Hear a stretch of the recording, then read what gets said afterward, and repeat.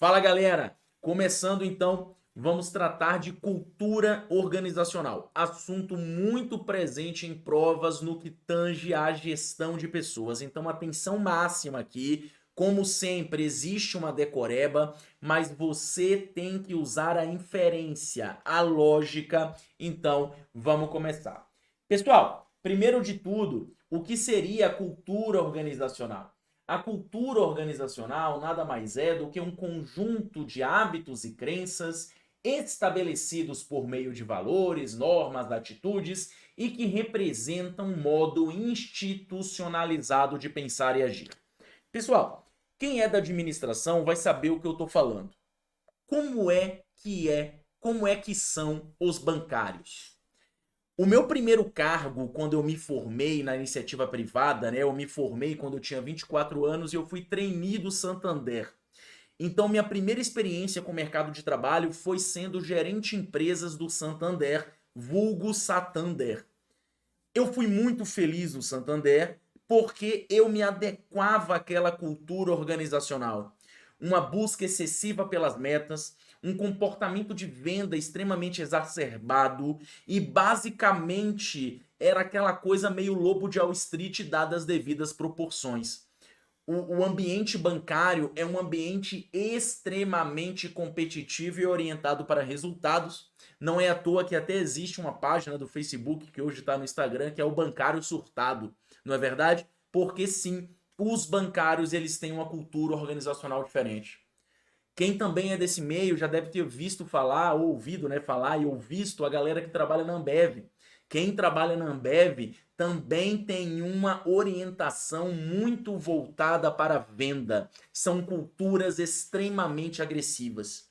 Já quem trabalha em poder público ou na polícia militar ou nas forças armadas acaba tendo uma postura, uma cultura um pouco mais burocrática, acaba tendo uma cultura um pouco mais conservadora.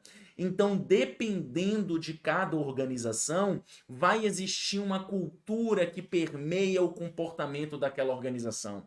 Veja só, a cultura organizacional, ela acaba filtrando, selecionando aquelas pessoas que são recrutadas.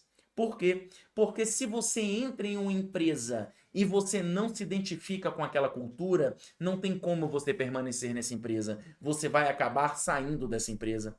Por outro lado, se você entra numa empresa e você se sente coadunado, seduzido por aquela cultura, provavelmente você irá adaptar essa cultura ao seu modo de vida e, consequentemente, produzir mais resultados.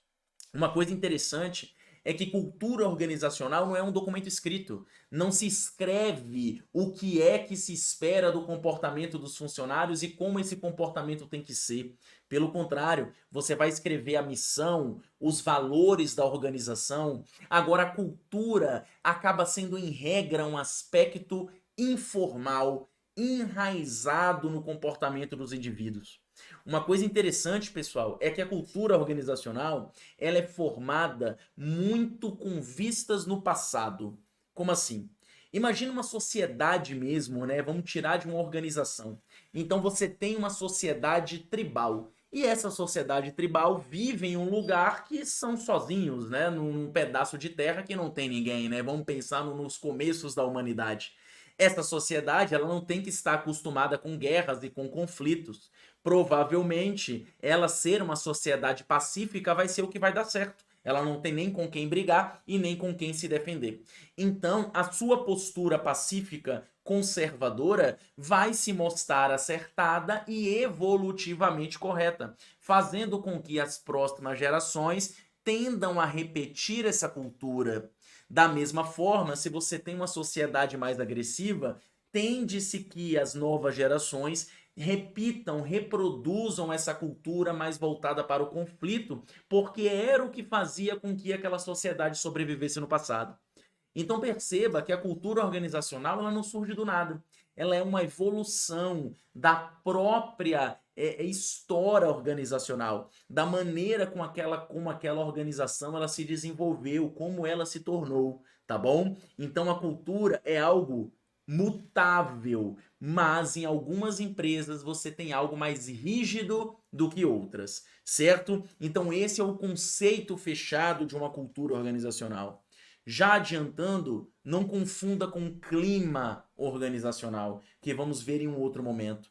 A cultura, ela tem mais a ver com toda a organização, com o que permeia o comportamento da organização. O clima tem um aspecto mais momentâneo. A cultura é X, mas porque aconteceu uma coisa, tal pessoa foi demitida, teve uma briga no trabalho, o clima tá pesado. Bateu a meta, o clima tá bom. Entende? O clima é mais momentâneo, mais localizado. A cultura, ela é mais enraizada. Ela acaba ditando o comportamento das pessoas da organização e, consequentemente, o comportamento da própria organização.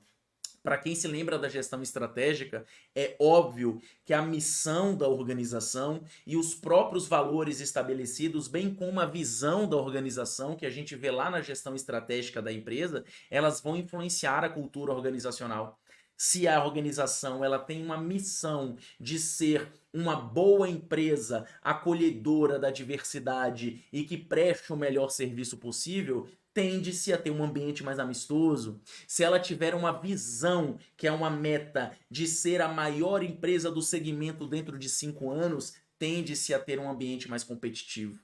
Então a missão, a visão e os valores da empresa influenciam a cultura, mas como eu falei para vocês, a cultura ela acaba tendo aspectos informais. Então as próprias relações humanas e como nós vamos ver símbolos, heróis, lemas, eventos vão influenciar a cultura organizacional de uma forma bem mais impactante.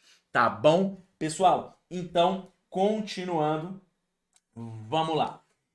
Então, em regra, né, são informais e não escritas, blá blá blá, e os padrões culturais agem como um mecanismo de controle organizacional mais sutil do que o tradicional. Isso aqui é interessante. Pessoal, vocês que me conhecem, eu acho que já tá claro para vocês que eu não tenho muito o perfil de um burocrata.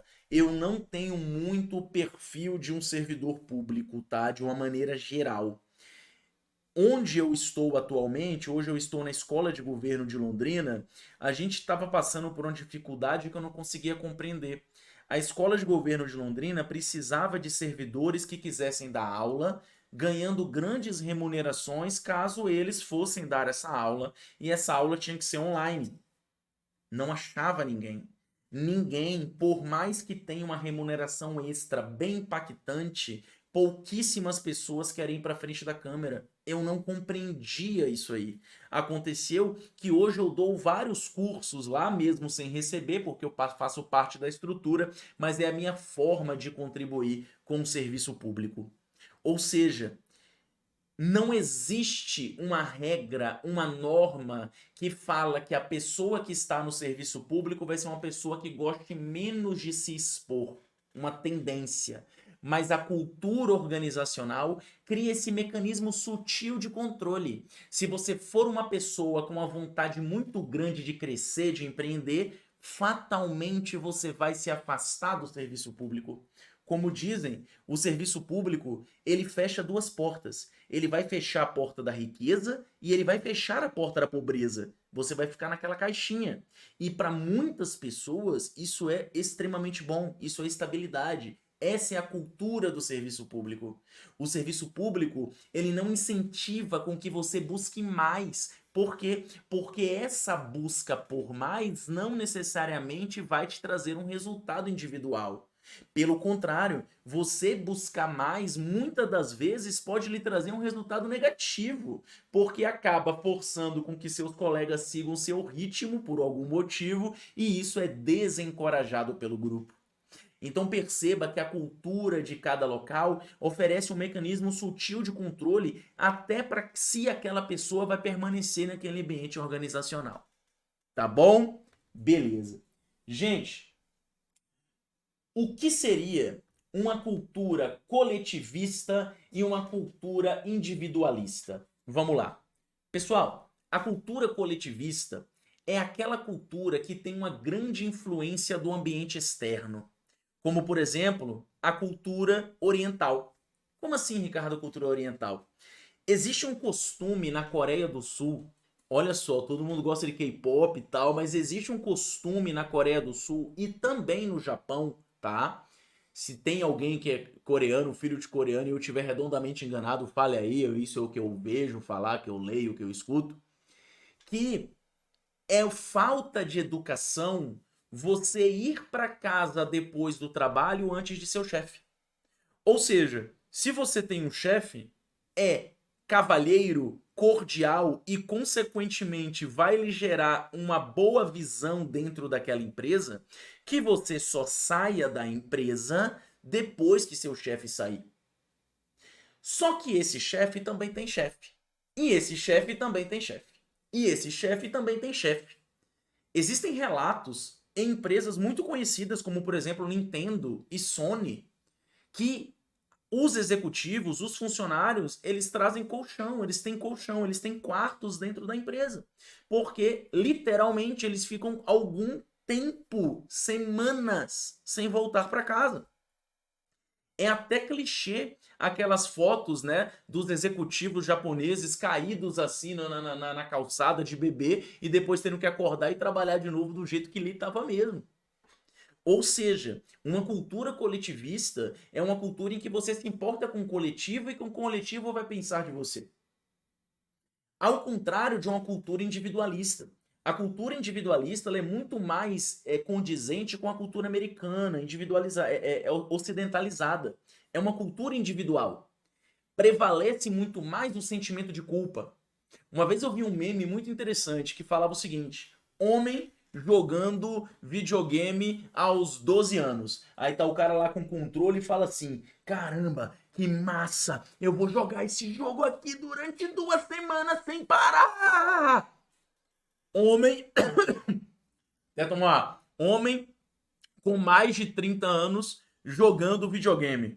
Puta, que massa! Vou jogar esse videogame. 5 minutos depois, o que é que você tá fazendo aqui? Você deveria estar ganhando dinheiro. Você é uma vergonha para sua família. Você é uma vergonha para si mesmo. Os seus amigos estão começando a ganhar dinheiro. Você tem que fazer algum plano. Você tem que ir para academia. Você tem que treinar. Você tem que aprender. Para com isso. Larga isso. Você está num mundo que você tem que ficar rico. Você tem que ter sucesso financeiro. Você é uma vergonha para sua família e largou o videogame. Pessoal, as nossas culturas, apesar delas terem uma visão que também existe uma preocupação com o coletivo, nós temos uma cultura individualista muito forte. Na cultura individualista, ela pressupõe um sentimento de culpa. Ela pressupõe um sentimento de se eu não estiver fazendo, alguém está. Onde que nós achamos uma cultura individualista muito bem estabelecida? Estudante para concurso público. Se você aquele dia não estuda, não assiste a aula, não faz as questões, você vai começar a pensar, tem outra pessoa fazendo isso no meu lugar. E isso vai te trazer uma ansiedade, uma angústia. Perceba, na cultura coletivista, o controle é externo. Na cultura individualista, o controle é interno. Tá bom? Tranquilo? Show de bola. Vamos que vamos. Então tá aqui, tá? Coloquei cultura coletivista, toda explicação, cultura individualista e vamos para frente. Tipos de cultura. Pessoal, como sempre, quando a gente fala de tipo de algo, você vai ter muitos autores conceituando muitas coisas. Então é importantíssimo que você exercite a inferência, você exercite a lógica naquela situação. Mas aqui eu tentei conceituar em poucas palavras, em poucas sentenças, quais são os pontos mais relevantes de cada tipo de cultura. Primeiramente, nós temos a cultura de poder. Pessoal, cultura de poder normalmente ela é encontrada em pequenas empresas, é uma cultura com poucas regras, tem um controle centralizado, reagem bem a fatores internos, a organização acaba se tornando um reflexo dos seus gestores e o foco é no resultado. Pessoal, onde que a gente encontra uma cultura de poder extremamente aparente? Não faz questão. O Faz Questão, ela é uma empresa pequena, que nós temos agora eu e mais 5 funcionários e alguns professores, e o nosso ritmo de trabalho, o nosso ritmo de realização, ele é insano perto de outros lugares que eu já trabalhei. Então é uma empresa pequena que o foco está muito mais no resultado do que no processo. É uma empresa no qual a figura do gestor acaba servindo como uma influência e como fonte de encorajamento ou desencorajamento. Hoje, se por exemplo eu falar, cara, eu vou ficar 20 dias sem trabalhar, fatalmente a equipe acaba ficando 20 dias mais desmotivada. Agora, se você está na sua empresa gigantesca, se você trabalha, sei lá, na Gol, e o dono da Gol fica um ano sem trabalhar, você nem liga, você nem sabe quem é o dono da Gol. A cultura de poder, ela não significa as pessoas que têm muito poder. Ah, então eu estou na presidência da República, é uma cultura de poder. Não. A cultura de poder é aquela na qual a organização acaba dependendo de um ou de um pequeno grupo de indivíduos para seguir as suas tarefas rotineiras de motivação de liderança. As pessoas acabam se tornando um reflexo desses indivíduos. Perceba, por que essa cultura existe muito em empresas pequenas? Porque ela só é adequada a empresas pequenas. No momento que a empresa vai crescendo, é extremamente necessário que as funções sejam delegadas e que vai existindo uma separação natural do gestor com os funcionários. Quem começa na empresa conhece o dono da empresa como amigo. O milésimo funcionário que entra na empresa, se pá, nunca vai conhecer o dono, vai ver ele só de longe. Não é assim que funciona? Então essa cultura de poder, ela acaba sendo adequada para pequenas empresas, acaba sendo natural para pequenas empresas, certo? Nós temos, por outro lado, uma cultura de papéis. Gente, a cultura de papéis, ela é uma cultura mais burocrática que foca no trabalho em si do que no indivíduo. Como assim? Você entrou numa empresa já grande, já consolidada para trabalhar no departamento financeiro. Se você não for trabalhar amanhã, o departamento financeiro vai continuar existindo. É muito mais importante o seu papel trabalhando no financeiro do que você como indivíduo.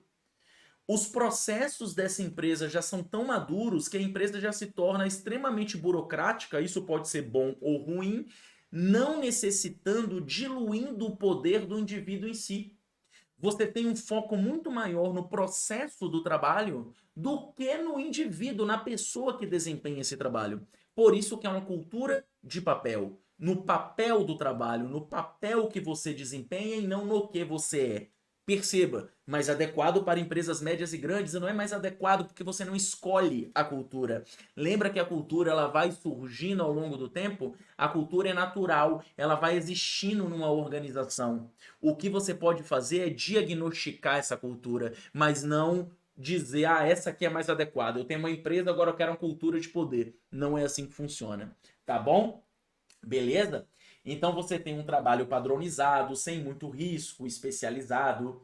É uma organização que vai ter muito sucesso em ambientes estáveis e muito frágil em ambiente instável. Porque em uma extrema situação de mudança, essa cultura aqui ela não se sustenta. Nós temos um exemplo histórico muito interessante chamado IBM, Xerox, Microsoft e Apple. Para quem não sabe, pessoal, a Xerox é uma empresa gigantesca, tá? Não é máquina de Xerox só, não. A Xerox é uma empresa muito grande de tecnologia e a IBM é um gigante computacional. Na década de 50 e 60, esses aqui eram líderes absolutos, com um foco muito grande em uma cultura de papel, uma cultura burocrática. Eles acreditavam piamente que nunca ia existir a necessidade da gente ter um computador dentro de nossa casa, porque computadores eram feitos para indústrias, para universidades. Computador pessoal, PC, personal computer, né? Que eu sou brasileiro, era algo que nem passava pela cabeça deles. Quando chega então a Apple e a Microsoft, o que acontece, né? Steve Jobs e Bill Gates, eles já pensam de uma maneira totalmente diferente. Eles acham que o computador pessoal ele vai se tornar uma tendência. Perceba, aqui nós temos na Apple e na Microsoft exemplos clássicos de estrutura de poder, de cultura de poder, no qual toda empresa se torna reflexo de seus líderes e gestores, enquanto aqui nós temos uma cultura de papéis. Compreende? Então, essa cultura, ela não consegue se adaptar em um ambiente que muda muito. Eles não conseguiram verificar a mudança, essa tendência que as pessoas iam querer computador em casa. Por quê? porque os papéis deles eram predestinados a ficar naquela estabilidade. Então, essas empresas, elas têm mais dificuldade de se adaptar tanto às ameaças quanto aos riscos. Exemplo clássico, Kodak. A Kodak era a líder absoluta no segmento de fotografia. Todo lugar tinha um lugar para revelar foto da Kodak. Quando a Sony chegou com as câmeras digitais, com as câmeras fotográficas, a Kodak, ela teve a oportunidade de comprar a tecnologia da Sony, mas não queria, porque ela achava piamente que nunca ia ser substituída a sensação de você poder segurar uma foto. Olha só. Por outro lado, a gente pensa como a Sony é esperta, sim, só que a Sony não percebeu que a necessidade ia sair da câmera e ia para o celular. Que o caminho era dominar o mercado dos celulares. Deu espaço para quem? Samsung. Hoje quase ninguém tem celular da Sony. Percebe como as mudanças externas elas são influenciadas, né? As empresas são muito influenciadas pela cultura, se vão se adaptar ou não às mudanças externas, certo? Cultura de tarefa. Pessoal, é aquela cultura mecanizada, aquela cultura que é orientada para um trabalho específico. Aqui vai aparecer muito essa situação que a gente vê em liderança, que é o poder de perito, a pessoa que sabe, a pessoa técnica. Existem tarefas que elas só existem porque determinada pessoa sabe aquela tarefa. Se essa pessoa não poder ajudar nesse processo ou conduzi-la, aquela tarefa não existe. Tá bom? O trabalho em equipe é valorizado e a cultura provê uma flexibilidade em relação ao ambiente, uma vez que o foco é na tarefa. A tarefa tem que ser cumprida. Um ambiente pode acontecer coisas específicas, mas a tarefa tem que ser cumprida em si. Cultura da pessoa é a cultura good vibes. É raro demais, tá? É um tipo de cultura que muito empresário sonhador tenta adotar, mas infelizmente a realidade acaba engolindo esses empresários, tá? Que é uma cultura focada no indivíduo, focada em atender a necessidade das pessoas que ali trabalham. Não tem como, né, pessoal? Uma organização, ela tem que buscar atender os seus interesses para que possa atender as necessidades das pessoas que estão envolvidas, tá bom? Então essa cultura da pessoa, ela é voltada para o indivíduo, ela existe para ajudar os indivíduos que estão nela. O controle e hierarquia só existe, veja bem, se houver um consentimento mútuo.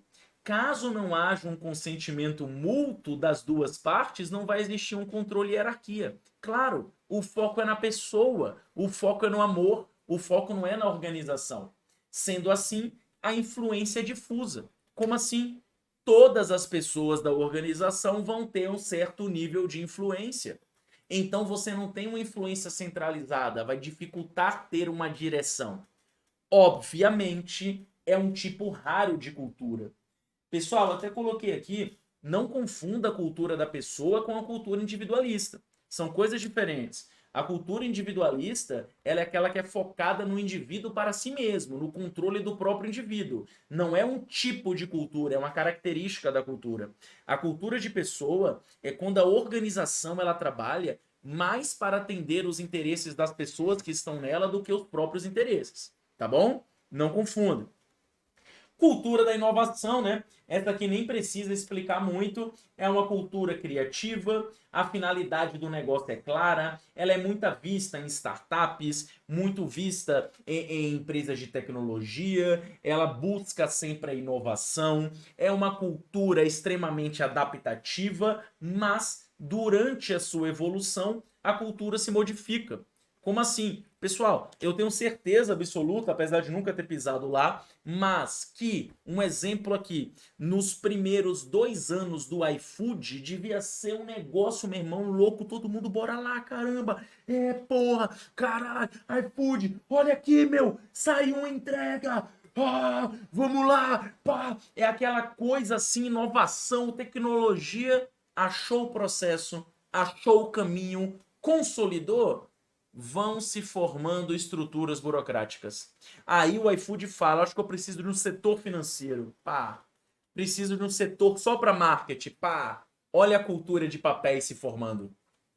Compreende? Então, a cultura de inovação, ela também é muito vista em startups, empresas pequenas que estão começando, que estão querendo escalar os seus negócios. Certo?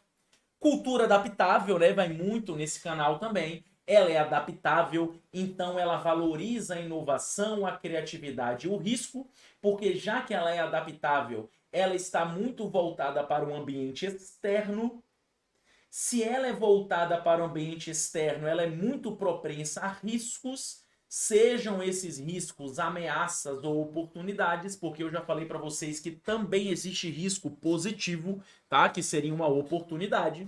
Ela possui um foco na inovação, né? E muito ligada a marketing, startups também, coisa parecida. Cultura de missão é aquela coisa, para que essa organização existe? Essa organização ela existe para tal situação. Ah, mas o mercado mudou, ninguém mais está comprando isso, não importa. Essa organização existe para tal situação. Ou seja, a cultura de missão ela estabiliza o direcionamento da pessoa. É que nem você tem uma missão pessoal.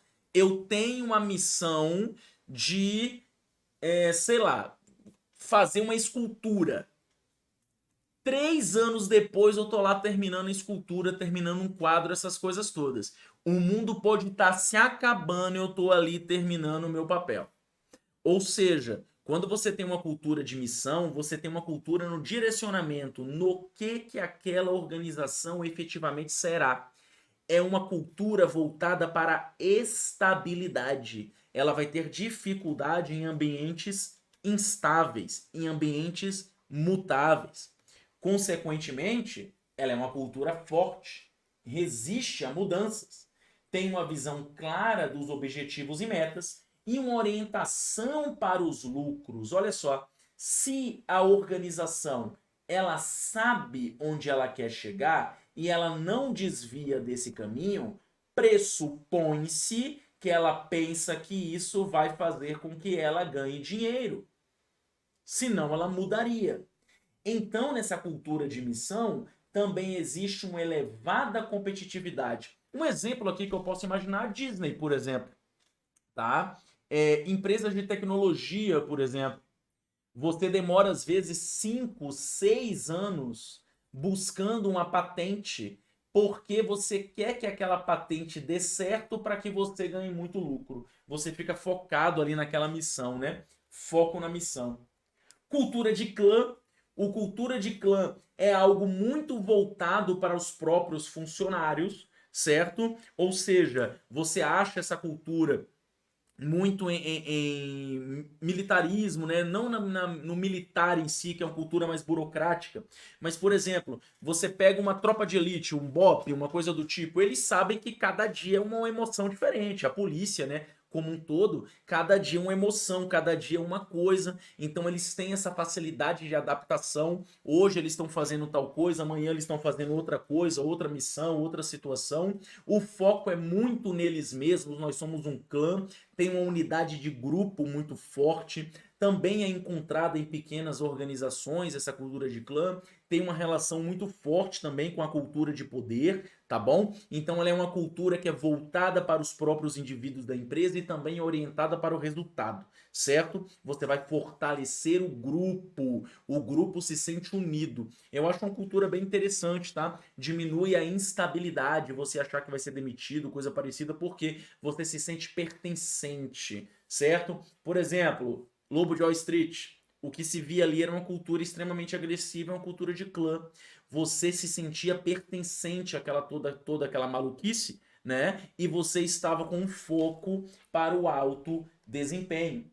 Valoriza a responsabilidade, o comprometimento e a valorização da criatividade, certo? Então esses aí são os pressupostos de uma cultura de clã. Tá bom? Tranquilo? Show de bola. E vamos lá. Cooperativas são exemplos de cultura de clã? Depende. Depende da cooperativa, depende do que você está falando. Por exemplo, se eu pego uma cooperativa que virou um banco, a gente não tem uma cultura de clã. Essa cooperativa se importa com o seu próprio grupo, faz com que o grupo se sinta parte da empresa ao ponto de se tornar a empresa? Ou é uma empresa normal, baseada na cultura de papéis e na agressividade? Perceba, pessoal, que é o seguinte: categorias de empresa não se adequam à cultura. Empresas formam a cultura. Não existe a cultura e a empresa que se encaixa. Existe a empresa que vai desenvolvendo uma cultura. Imagina a seguinte situação. Vamos imaginar uma empresa como, sei lá, a Fiat. Eu não sei se vocês sabem, mas a Fiat é dona da Ferrari. A Fiat, se eu não me engano, é dona da Lamborghini. A Fiat é dona de marcas que a gente nem imagina. A Fiat, ela tinha uma cultura extremamente estável e virou uma cultura extremamente agressiva. Por quê? Porque mudaram-se os gestores, mudaram-se o tempo e essa cultura foi se adaptando.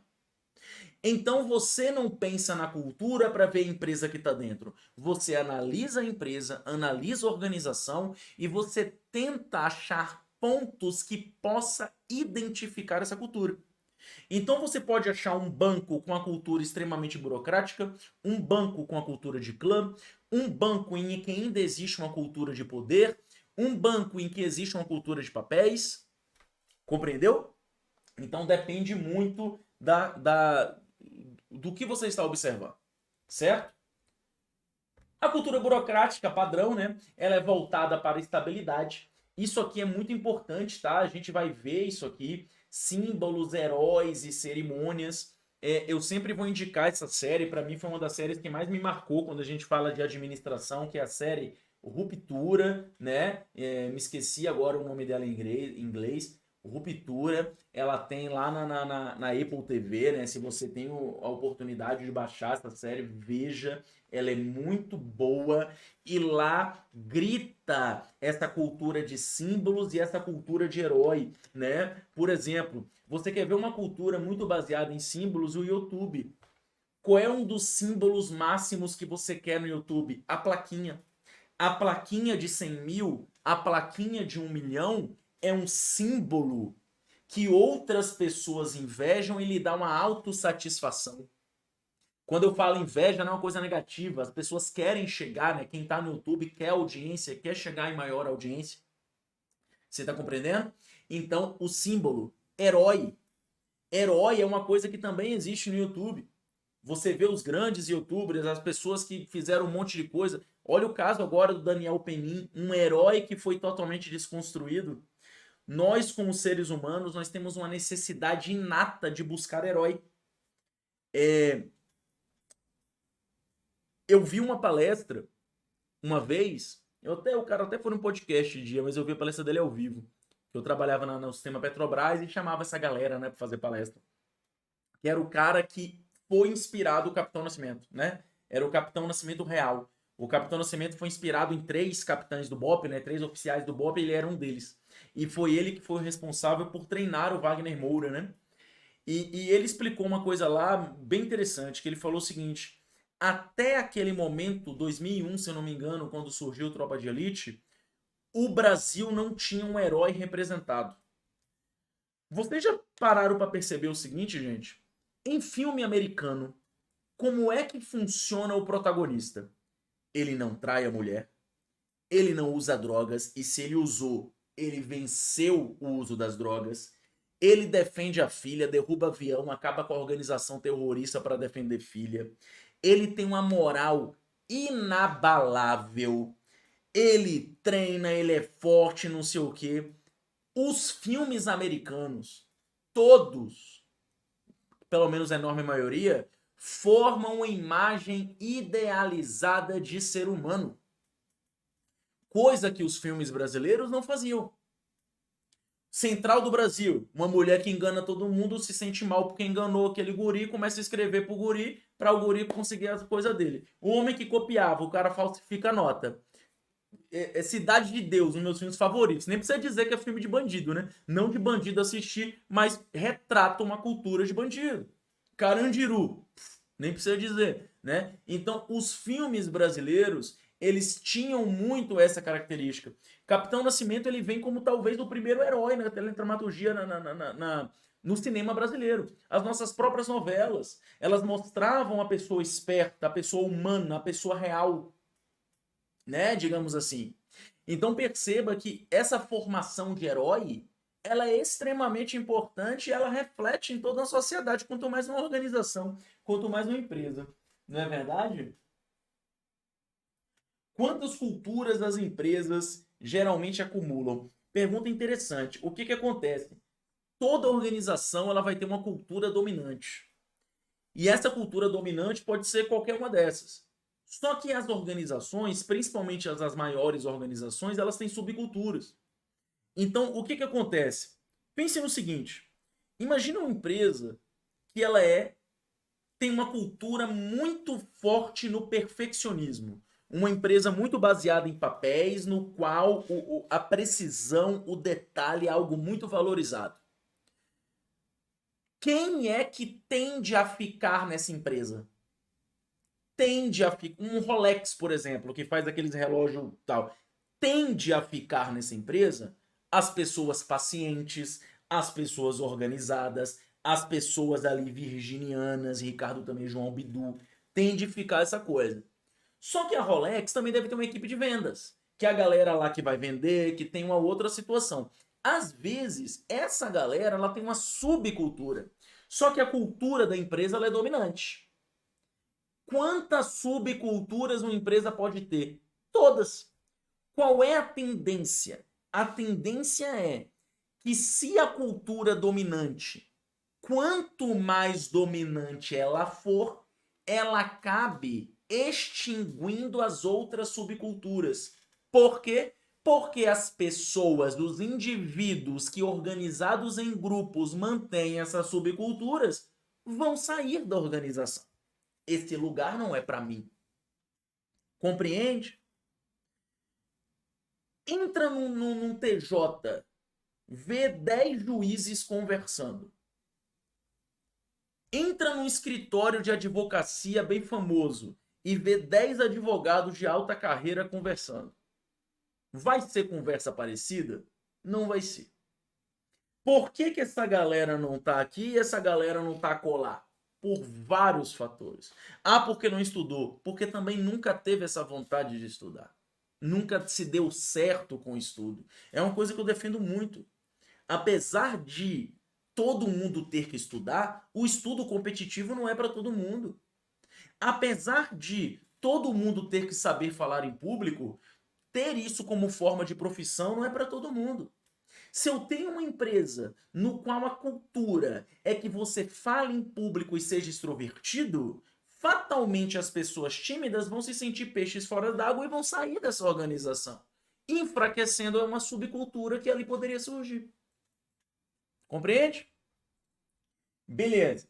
Sendo assim, nós temos aqui a cultura forte, e eu não vou nem falar cultura forte, tá? Eu prefiro chamar de cultura dominante, que ela vai ser compartilhada por todos os membros, ou por grande parte desses membros, uma pouca divergência de opiniões e um alto impacto sobre o comportamento dos funcionários. Pessoal, eu não sou uma pessoa muito ligada com religião. Respeito todas, né? Tenho até a Bíblia aqui, né? Cadê? Né? Mas eu não sou uma pessoa muito ligada com religião.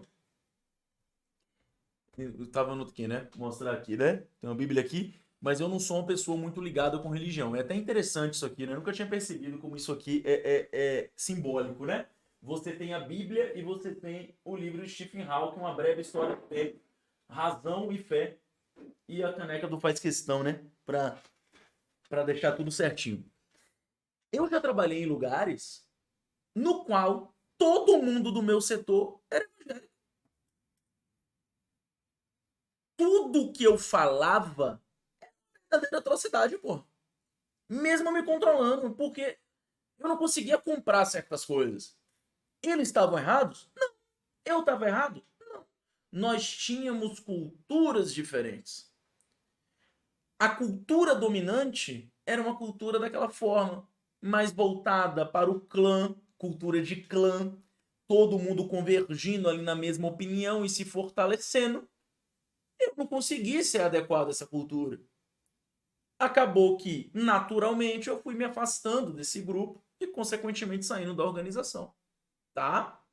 Então, a cultura dominante, ela gera uma baixa divergência de opiniões entre os membros e um alto impacto sobre o comportamento dos funcionários. Perceba, mais uma vez, isso é informal. Isso é que nem grupo de amizade. Você tem regra no seu grupo de amigos? Você não tem regra. O que que acontece? Ao longo do tempo, você vai crescendo com aqueles amigos, algumas pessoas vão ficando mais parecidas, outras não, e naturalmente vão se afastando em outros grupos. É isso. Entende? É um tipo de cultura, né? Um tipo de cultura pode ser forte ou fraca. Você pode ter uma cultura de clã forte, você pode ter uma cultura de papel forte ou uma cultura de clã fraca, tá? Isso aqui significa a intensidade da cultura. Vantagens de uma cultura forte: tende a evitar o surgimento de problemas internos, proporciona um senso de identidade, possibilita um melhor controle pela gestão. Olha que interessante. Por que possibilita um melhor controle? Se você sabe o jeito que todos os seus funcionários pensam, é muito mais fácil controlar eles. Então veja só, eu não estou criticando, vou falar de todo aqui. Fazer com que uma sociedade seja religiosa não é a melhor forma de controle dessa sociedade? Não falei de católica ou de outra coisa, falando de religião. Se você tem hoje a religião é um comportamento, é uma tão impactante que divide grupo social e étnico, que cria guerra.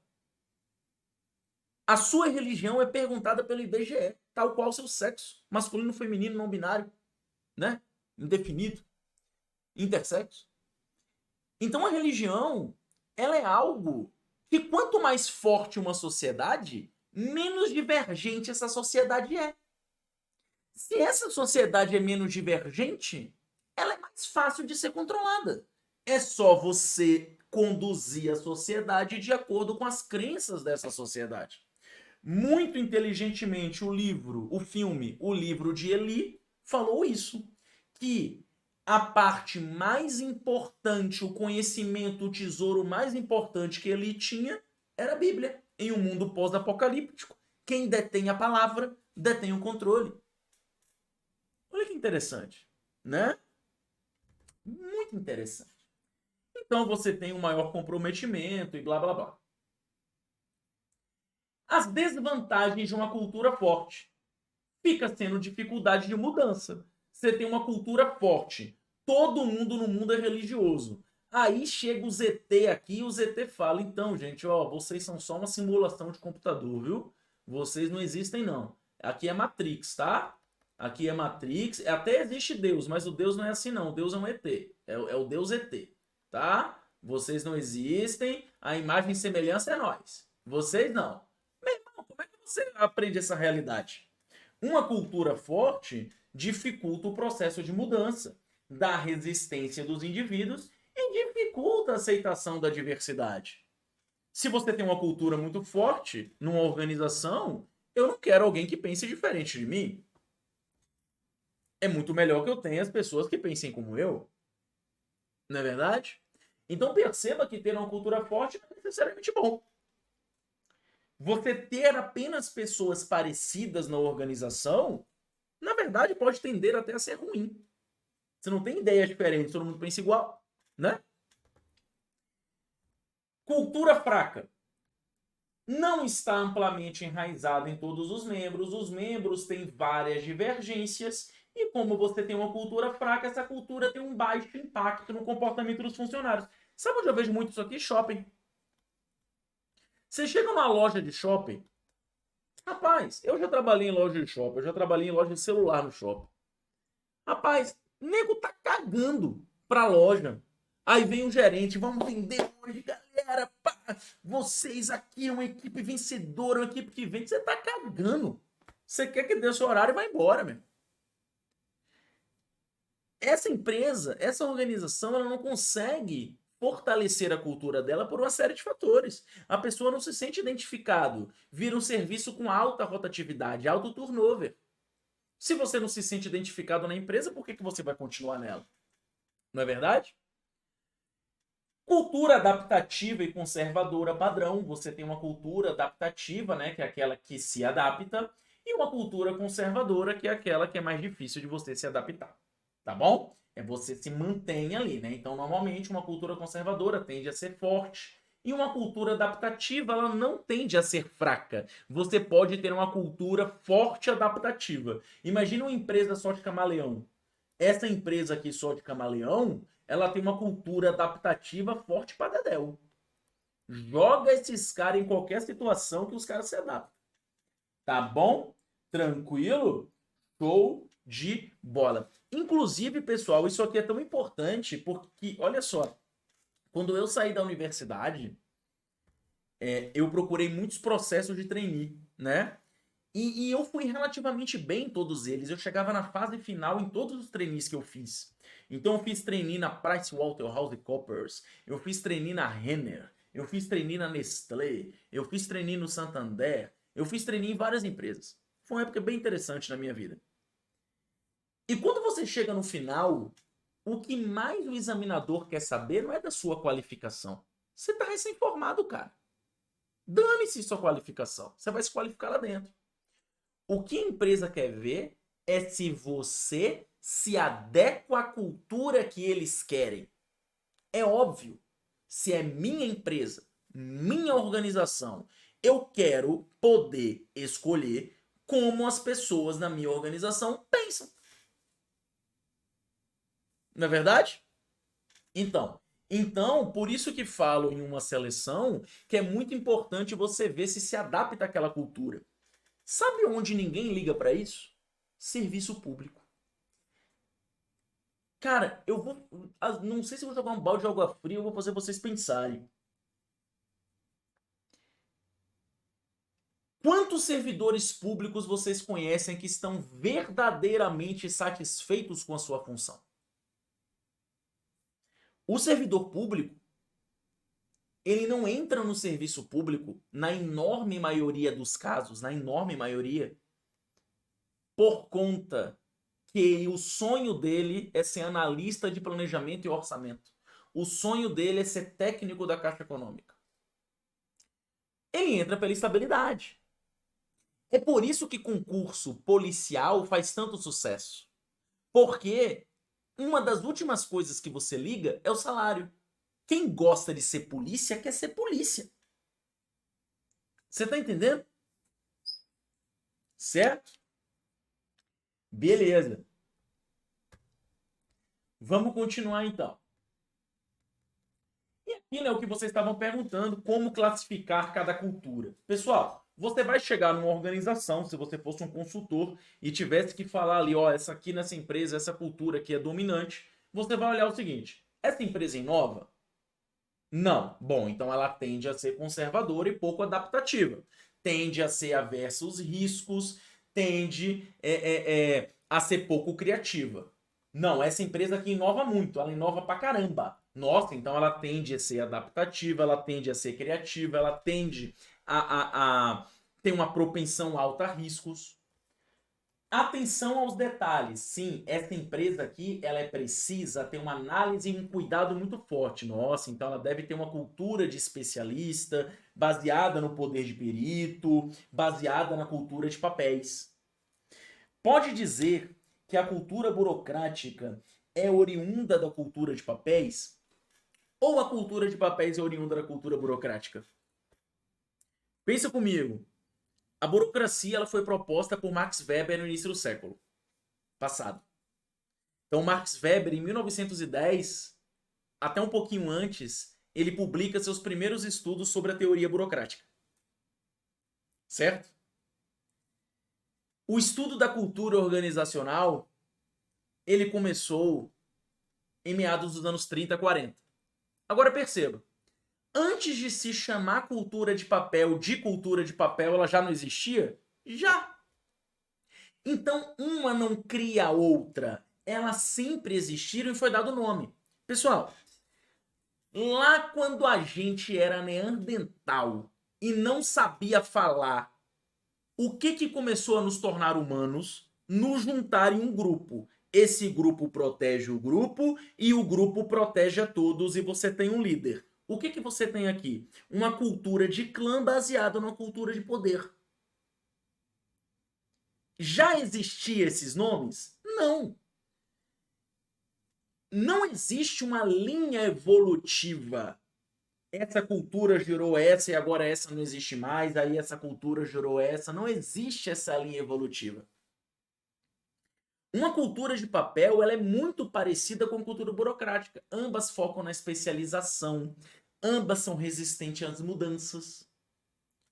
Uma cultura de papel ela tem muito poder de perito. Uma cultura burocrática ela pode não ter tanto. Depende. Então, é muito difícil uma prova te colocar para você decidir escolher se aquela cultura é burocrática ou de papel. Você está compreendendo? Porque elas meio que são parecidas. Só que a literatura, ela não diferenciou, ela nomeou. Então eu podia botar aqui papel barra burocrática. Compreendeu? Aí você olha o seguinte, orientada para o resultado. Ela é orientada muito para o resultado, então ela é inovadora, cultura de poder, cultura de clã.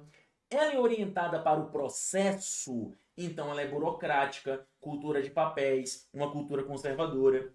Foco na pessoa. Tem mais foco na pessoa ou mais foco na equipe? Se tem mais foco na pessoa, é uma cultura da pessoa. Se tem mais foco na equipe, talvez é uma cultura de tarefa.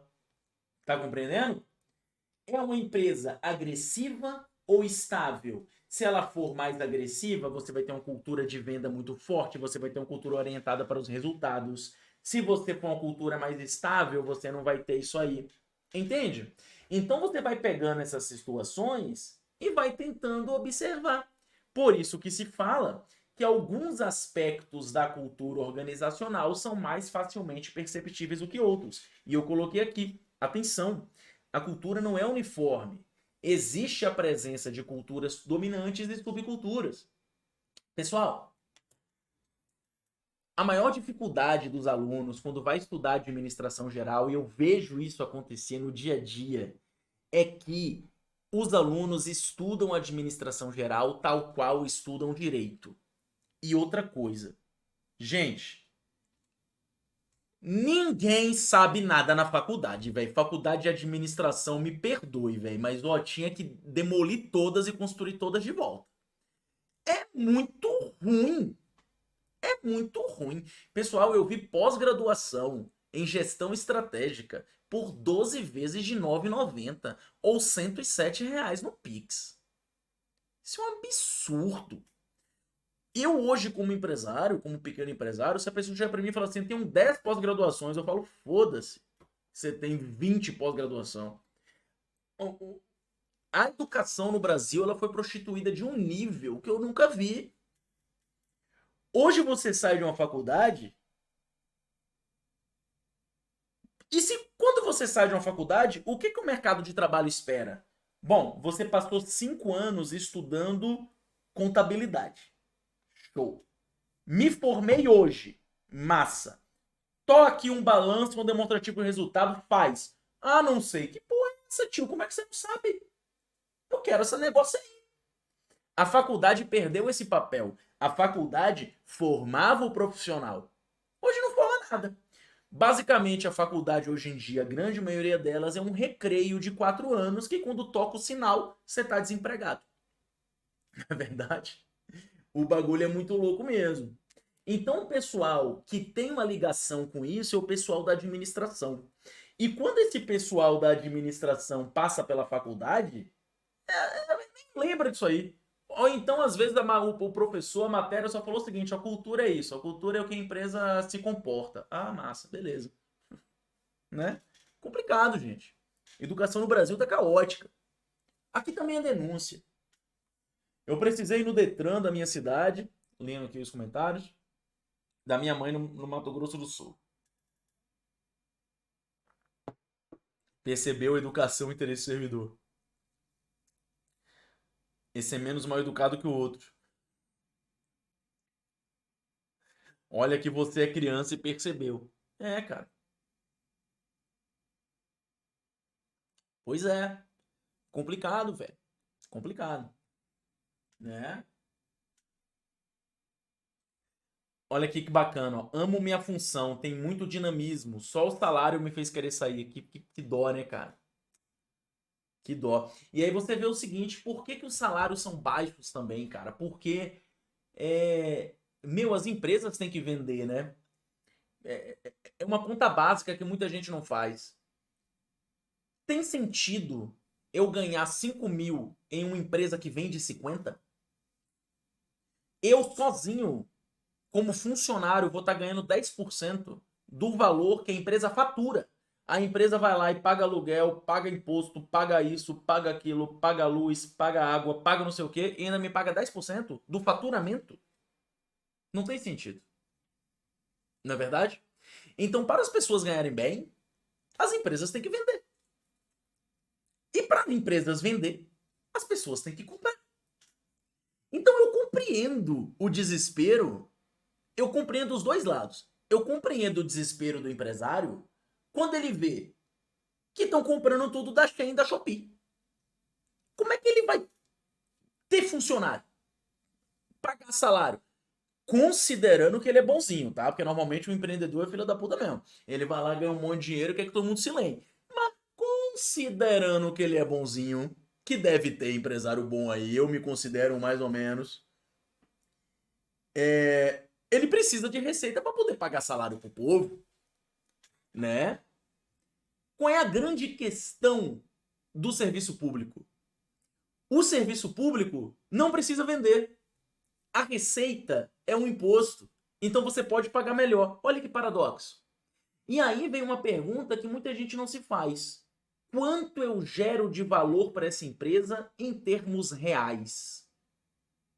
Quanto o meu trabalho gera de valor?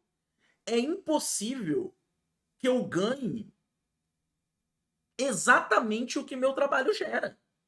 Eu tenho que ganhar uma fração do que o meu trabalho gera. Entende? É complicado. Professor, mais triste é trabalhar na JBS. É verdade, isso aí é complicado mesmo, né? Hoje, os irmãos Joab lá, retado e o pessoal ganhando salário mínimo. Aí é dó. Show de bola. Pessoal, dimensões da cultura organizacional. Basicamente, nós temos a dimensão material, isso aqui é um assunto que cai bem pouco, tá? Só botei aqui uma lembrança. A dimensão material tem a ver com o sistema produtivo, né? Material é algo substantivo, é o que acontece. A dimensão psicossocial é relativa ao sistema de comunicação e à forma de interação, ou seja, material é o que a empresa faz, digamos assim.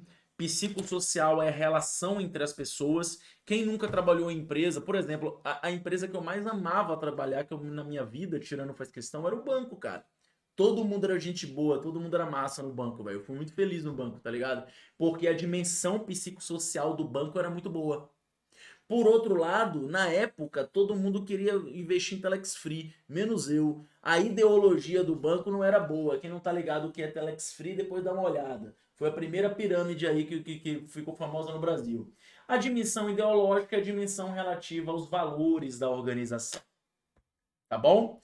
Então, essa aqui vão ser as três dimensões. Pessoal, eu vou deixar o iceberg da cultura organizacional e o clima organizacional para a próxima aula, visto que o iceberg da cultura organizacional é o assunto mais cobrado em prova de cultura e que você tem que saber tudo da cultura para compreender o iceberg. E o nome é esse mesmo, iceberg. Então, como sempre, muito obrigado por tudo mais uma vez. Te vejo na próxima, meu parceiro. Valeu, falou e até mais.